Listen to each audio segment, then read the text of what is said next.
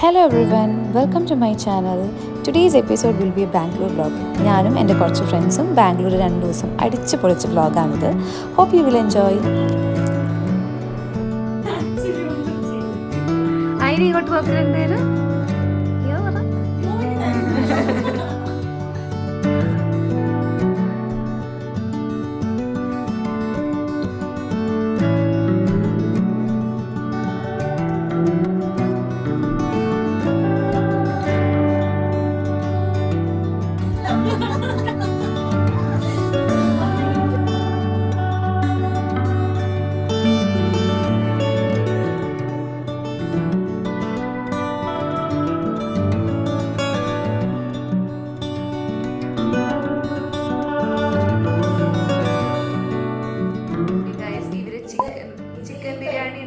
പ്രിപ്പറേഷനിലാണ്. എവിടെന്നാ വാങ്ങിക്കണേ? Chicken biryani success ആവുകയാണെങ്കിൽ ഞങ്ങൾ വീഡിയോ ഇടുന്നതായിരിക്കും. ഇന്ന് ലീയാണ് ചിക്കൻ ബിരിയാണി പറയുന്നത്.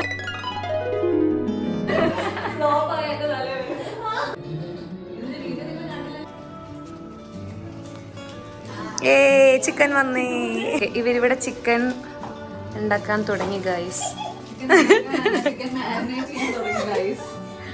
ഞങ്ങൾ ഇന്ന് വരെ ഒരു ഫുഡ് ബ്ലോഗ് ഒന്നും കുക്കിംഗ് ബ്ലോഗ് ഒന്നും ചെയ്തിട്ടില്ല. ആയാലും ഞങ്ങളെ കോമിന്റെ കത്ത് ചെയ്തിരിക്കുകയാണ്. Oh my God. സവാള അരിഞ്ഞത്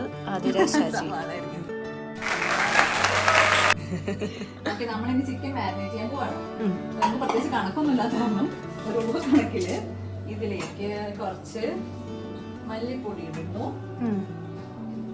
ആക്ച്വലി ബിരിയാണി ഉണ്ടാകുന്നത് കണ്ട ചിലപ്പോൾ നമ്മള് അത് കുഴപ്പമില്ലടാ, നമ്മൾ പ്രൊഫഷണൽ എന്ന് പറഞ്ഞിട്ടുണ്ടല്ലോ. കുറച്ച് മല്ലിപ്പൊടി, പിന്നെന്താ കുറച്ച് മഞ്ഞൾപ്പൊടി. നനയാത്ത കൈ ആർക്കെങ്കിലും ഉണ്ടെങ്കിൽ ഈ സ്പൂൺ എടുത്തോ.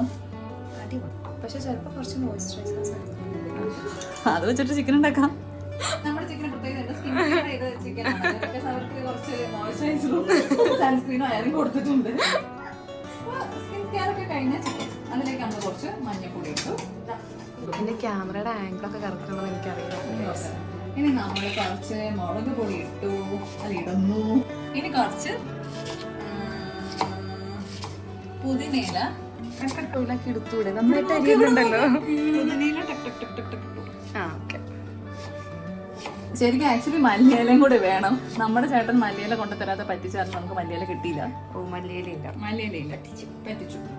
ഇനി എന്താ അറിയോ, കുറച്ച് തൈരും കൂടെ വെച്ച് നമ്മൾ മാരിനേറ്റ് ചെയ്യും. സോറി, മെയിൻ സാധനം ഇട്ടില്ല, ഉപ്പിട്ടില്ല. ഇത് അടച്ചു വെക്കല്ലേ? നമ്മൾ യൂസ് ചെയ്യുന്നത് ഈ ബസ്മതി റൈസ് ആണ്. മാരിനേറ്റ് ചെയ്ത ചിക്കൻ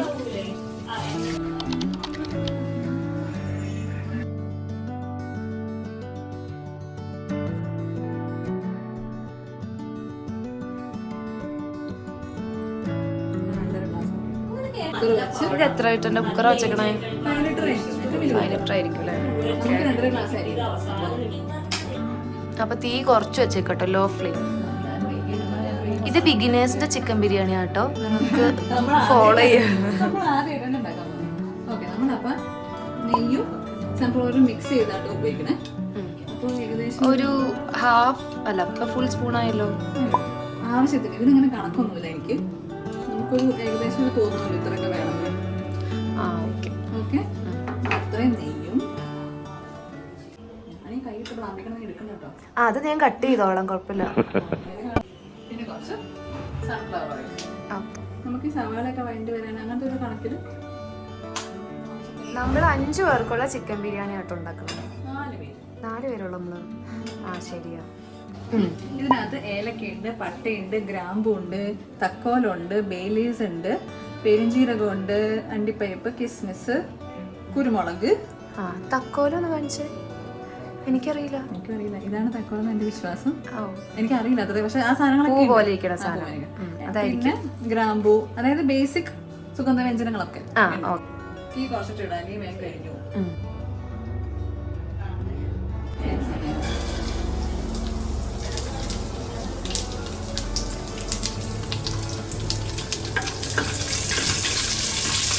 മുഖം വെച്ചിട്ടുള്ള ഇതൊക്കെ ഒന്ന് മൂത്ത് വരുമ്പോൾ നമ്മുടെ ഇഞ്ചി വെളുത്തുള്ളി പേസ്റ്റ് അല്ല ചതച്ചത് നല്ല മണം വരുന്നുണ്ട്. പച്ചമുളക് ഇട്ടു,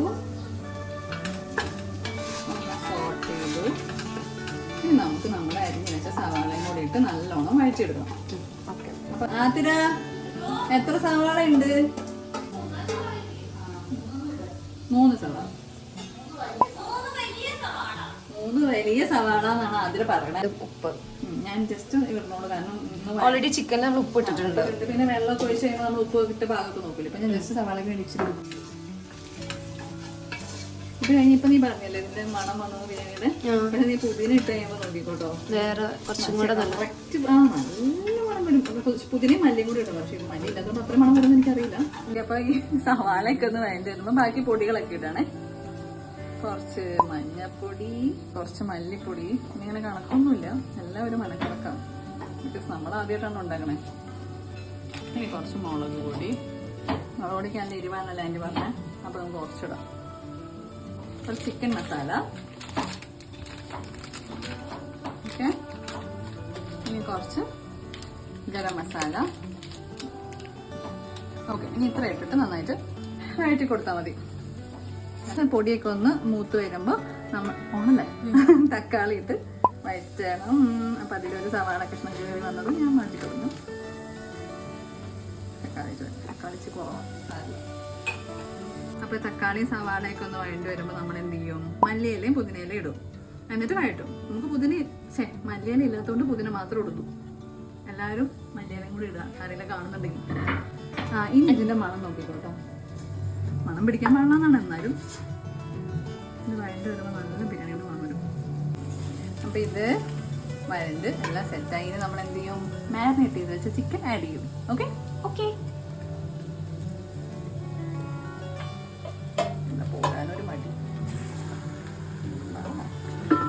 എനിക്ക് ഭയങ്കര ആഗ്രഹമുണ്ട്. ഇത് നല്ല ടേസ്റ്റ് ആവണം. നന്നായി ഇളക്കി ചേർക്കണം. കുറച്ച് വയ്ക്കാം. നമുക്ക് ചിക്കൻ കറി കിട്ടുന്നല്ലോ, എനിക്കും തോന്നുന്നുണ്ട്. കണ്ടിട്ട് തിന്നണം നമ്മളെ. ചിക്കൻ ഒരു 2 മിനിറ്റ് ഇരുന്ന് സെറ്റായി. അത് കഴിഞ്ഞ് നമ്മൾ കഴുകി വെച്ചിരിക്കുന്ന എന്താണത്? ബസ്മതി റൈസ്. ബസ്മതി റൈസ് ഇടണം. ഓക്കെ, 2.5 ഗ്ലാസ് അരി ഉണ്ട്. ഓക്കെ ഓക്കെ, ശരിയാണല്ലോ, ഇത് ഉണക്കരി. പിന്നെ നമുക്ക് നന്നായിട്ട് ഇളക്കി ചേർക്കണം. ഇളക്കി ചേർക്കലാണോ ഒരു. അപ്പോൾ അരിയും ചിക്കനൊക്കെ നന്നായി ഇളക്കി സെറ്റാക്കിയതിന് ശേഷം എനിക്കിപ്പോൾ ഭയങ്കരമായിട്ട് അളന്ന് എടുത്ത് വെച്ചാൽ വെള്ളം ചേർക്കണം. 1 ഗ്ലാസ് അരിക്ക് 1.5 ഗ്ലാസ് വെള്ളം ആ കണക്കിന് എടുക്കണം. പക്ഷേ ടോട്ടൽ വെള്ളത്തിൽ നിന്ന് ഹാഫ് എമൗണ്ട് കുറക്കണം. എന്താ? ചിക്കനിൽ നിന്ന് വെള്ളം ഇറങ്ങും. Okay okay okay. അപ്പോൾ വെള്ളം ഒഴിച്ചു, കറക്റ്റ് അളവിന് എല്ലാം ഇട്ട് സെറ്റാക്കി, ഉപ്പൊക്കെ പാകമാണ് എല്ലാം നോക്കി നമ്മൾ അടച്ച് വെച്ച് മീഡിയം ഫ്ലെയിമിൽ 2 വിസിൽ കേൾപ്പിക്കാൻ പോകണം. ഓക്കെ,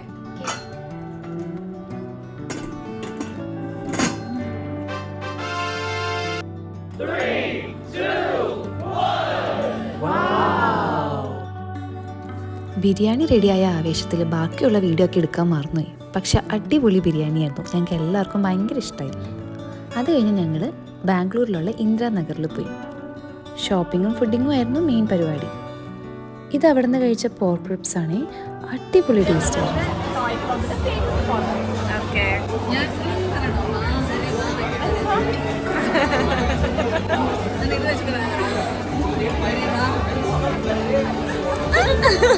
ഒന്നോടെ തീരുന്നല്ലോ. Okay okay.